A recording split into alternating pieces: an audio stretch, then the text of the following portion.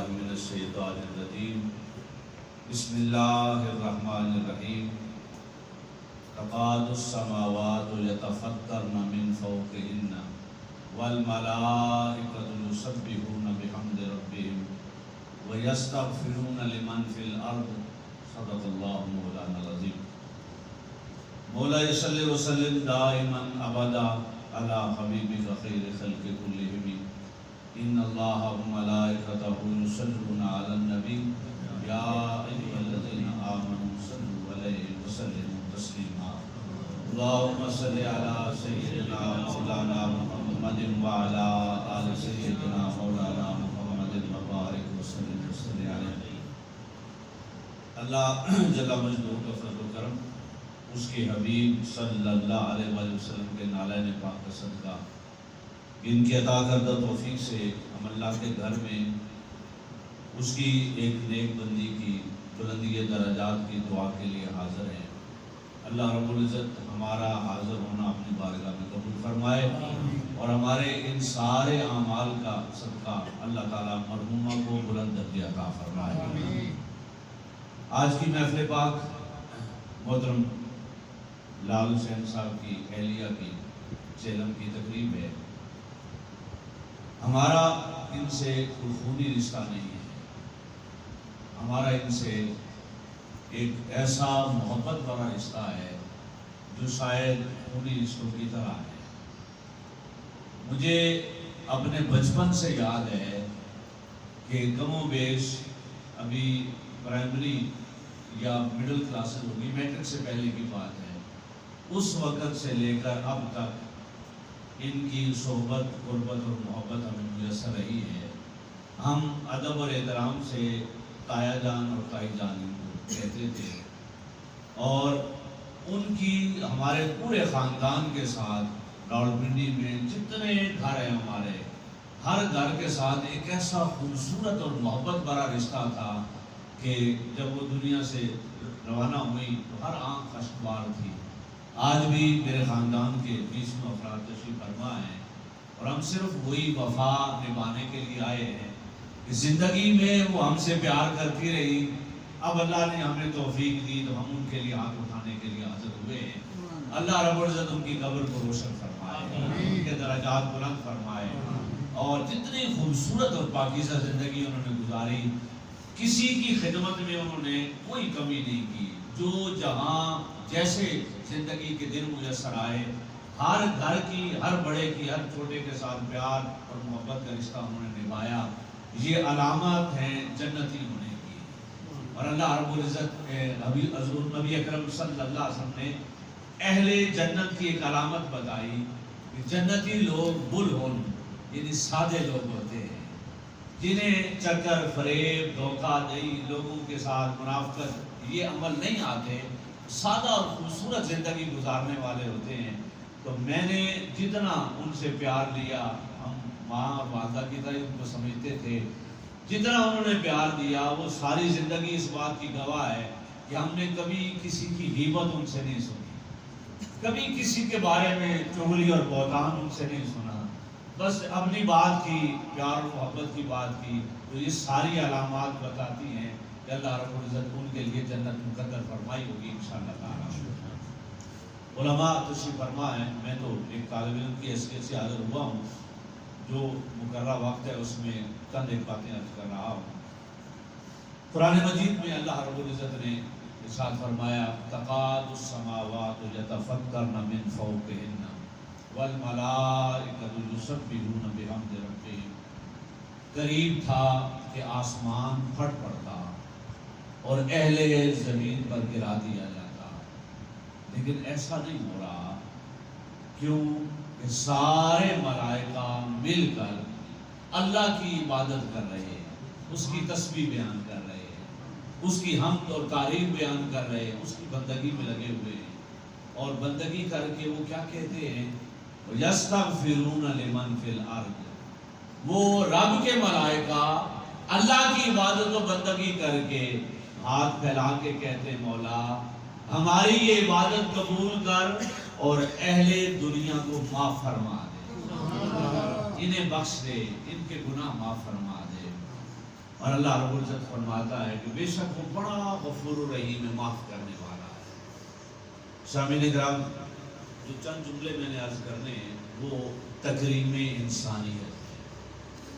تکریم انسانیت کیا ہے کہ لوگوں، دنیا کا سب سے بڑا عمل اگر کوئی ہے نا، اسلام کی ساری تعلیمات کا اگر کوئی خلاصہ ہے، کوئی ایک بات اگر کوئی سب سے بڑی ہے تو وہ یہ ہے کہ دوسروں کی عزت کرو، دوسروں کا احترام کرو، بڑوں کی عزت کرو، چھوٹوں سے شفقت اور محبت کے ساتھ پیش آؤ۔ عزت اور تکریم کرنا یہ اللہ رب العزت کے نزدیک، اللہ کے حبیب کے نزدیک سب سے بڑا عمل ہے۔ اتنا بڑا عمل ہے کہ اگر کوئی پوچھے نا کہ سارے دین کا خلاصہ ایک بات میں بتاؤ، تو ایک بات یہی ہے کہ لوگوں اللہ کے بندوں کی عزت کرو۔ یہ جو ایصال ثواب کے لیے ہم بیٹھے ہیں نا، یہ کیا ہے؟ یہ عزت و تکریم کی خوبصورت شکل ہے کہ ہم اللہ کے اس بندے کے لیے جو دنیا سے چلا گیا، اب تو ہمارے ساتھ وہ بھلائی اور نیکی کوئی نہیں کر سکتا، وہ جو پچھلے اعمال اس کے زندگی کے ہمارے ساتھ تھے، ان کا حیا کرتے ہوئے رب کے گھر میں بیٹھ کر اس کی بندگی کر کے، اس کا قرآن پڑھ کر، اس کے حبیب پہ درود و سلام پڑھ کے مل کر کیا دعا کرتے ہیں؟ مولا اپنے اس بندے کے گناہ معاف فرما دے۔ یہ کتنی بڑی تکریم ہے اور عزت ہے کہ اللہ کے بندے جمع ہو کر اللہ کی اس بندے کی بخشش کی دعا کر رہے ہیں۔ سامعین کرام، یہ عمل جو ہے یہ سنت خدا ہے۔ ایصال ثواب کا عمل بولے کیا ہے؟ سنت خدا ہے۔ علماء تشریح فرما ہے، قرآن مجید کی آیت کریمہ میں نے پڑھی، مجھے بتائیں ملائکہ کو اس عمل پر کس نے لگایا؟ اللہ نے۔ کس نے ان کو کہا کہ میری تسبیح کرو، میری عبادت کرو؟ کس نے کہا؟ اللہ نے۔ تو ملائکہ کو بٹھا کر عبادت کروا کر اہل زمین کے لیے دعا کروانا کس کی سنت ہے؟ اللہ کی سنت ہے۔ تو یہ ایصال ثواب کا اہتمام کرنا، دعا دوسروں کے لیے کروانا کس کی سنت ہے؟ بولیں، اللہ تعالیٰ کی سنت ہے۔ اور خود عبادت کر کے دوسروں کی بخشش کی دعا کرنا یہ کس کی سنت ہے؟ ملائکہ کی۔ بولے اونچا بولے ذرا، کس کی؟ ملائکہ کی۔ کہ وہ عبادت اللہ کی کر رہے ہیں، اللہ کی تسبیح بیان کر رہے ہیں، حمد کر رہے ہیں، اور اپنے لیے دعا نہیں کر رہے۔ دعا کس کے لیے کر رہے ہیں؟ اہل زمین کے لیے۔ اور اہل زمین میں مسلمان بھی ہیں اور کفار بھی ہیں۔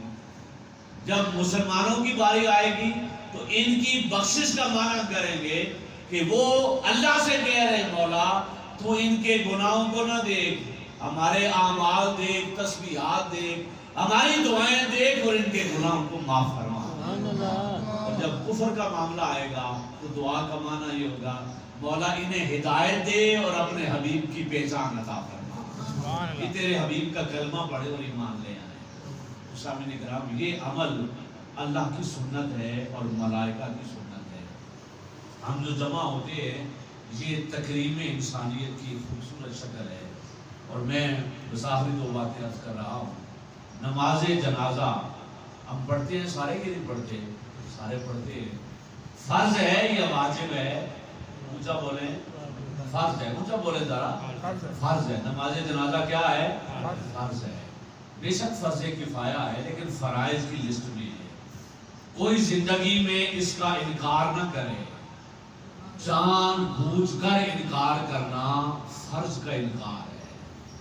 میں مفتی نہیں ہوں، کسی مفتی سے پوچھ لیں کہ اس کا معنی پھر کیا بنے گا۔ فرض کا انکار کفر ہوتا ہے۔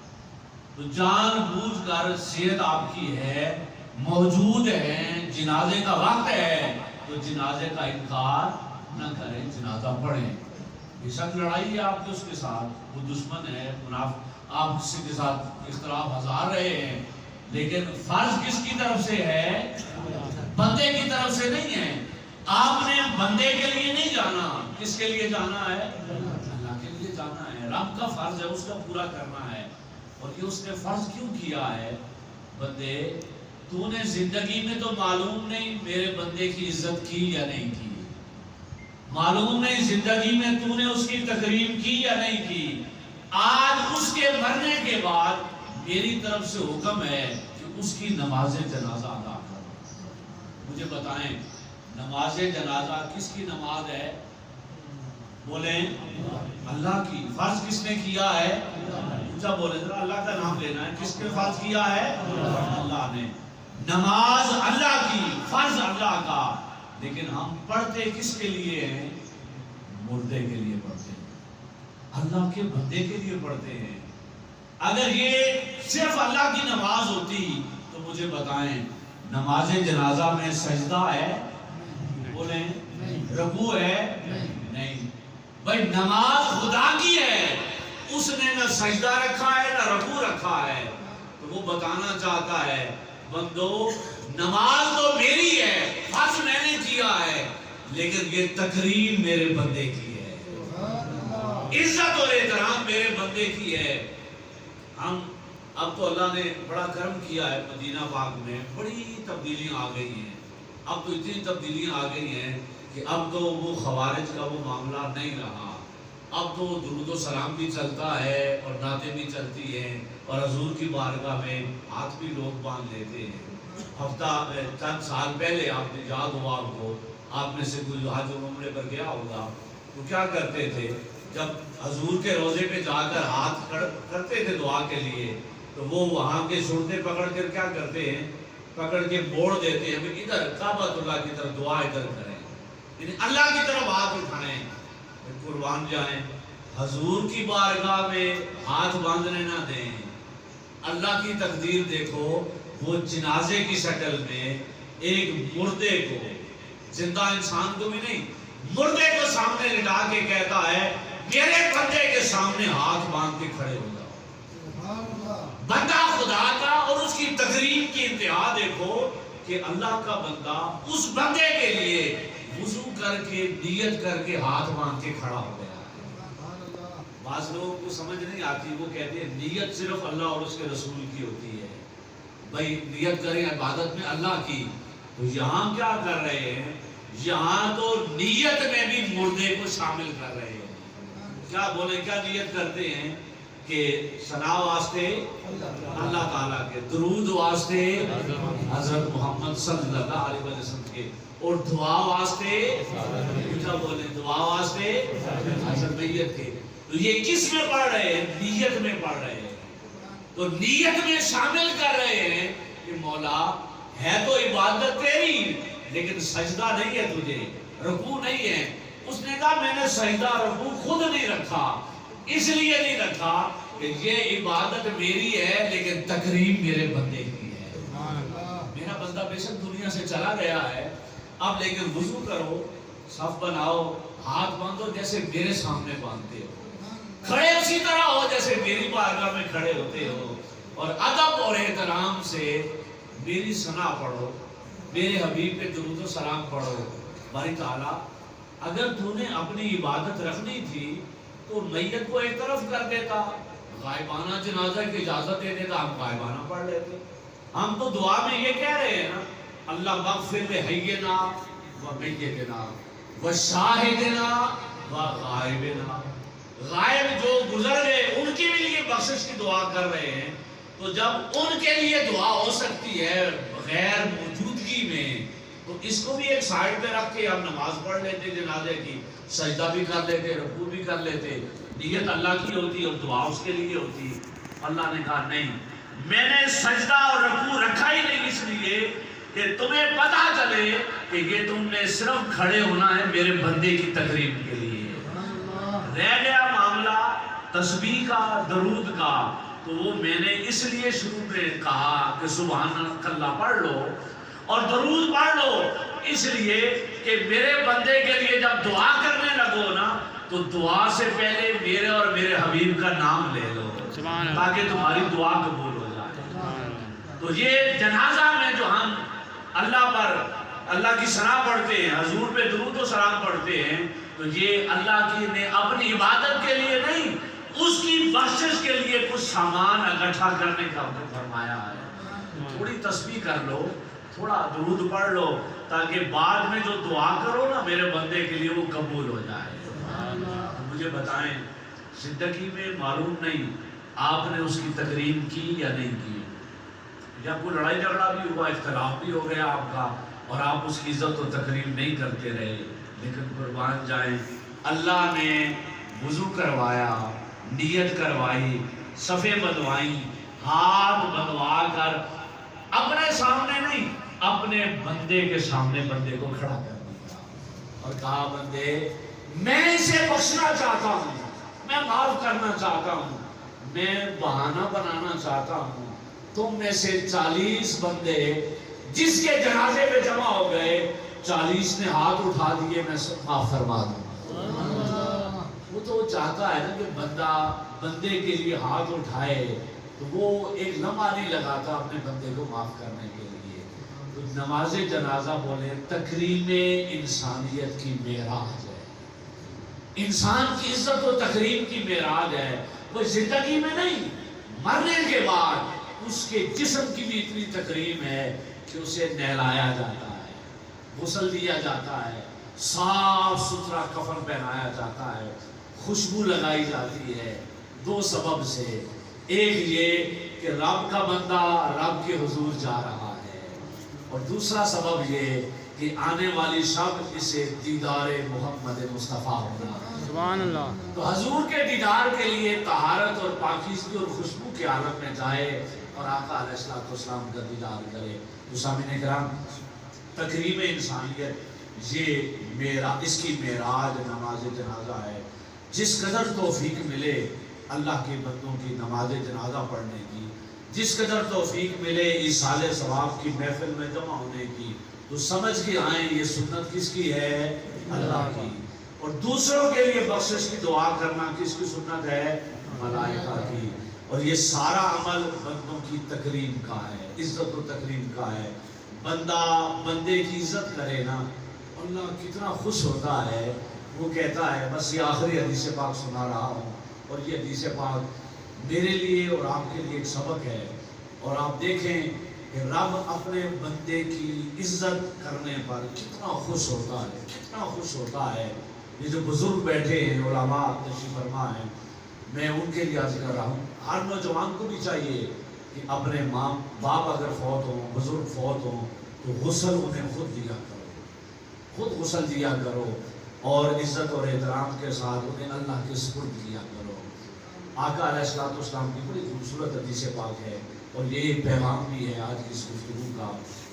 یہ المنہاج السوی حدیث پاک کی بڑی خوبصورت کتاب ہے، شیخ الاسلام ڈاکٹر محمد طاہر القادری صاحب کی۔ اس کتاب میں بڑی خوبصورت حدیث پاک آقا علیہ السلام نے فرمایا، جس نے کسی مردے کو غسل دیا، من غسل میتا، جس نے کسی مردے کو بولیے کیا دیا؟ غسل دیا، اور غسل دیتے ہوئے اس نے اس مردے کا کوئی عیب دیکھ لیا۔ کیا دیکھ لیا؟ بولیں عیب دیکھ لیا۔ اب میں اللہ نہ کرے کسی کے ساتھ ایسا ہو، مثال سے سمجھا رہا ہوں، اگر کسی کا رنگ سیاہ ہو جائے، اللہ نہ کرے زبان باہر نکل آئے، یا سختی اور تکلیف کا کوئی عمل آپ دیکھ رہے ہوں اس کے وجود میں، تو آقا نے فرمایا من غسل میتا، جس نے کسی مردے کو غسل دیا اور پھر اس کا کوئی عیب دیکھ